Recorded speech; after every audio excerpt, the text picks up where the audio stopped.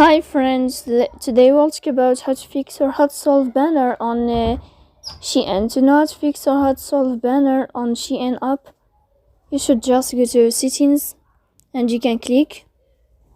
After that, you can click on apps, default apps, app settings. Here in this page, you will enter to the window or to the app of Shein and you can click here. Then you can click on first stop and you can click OK. Here we'll enter to the window of storage.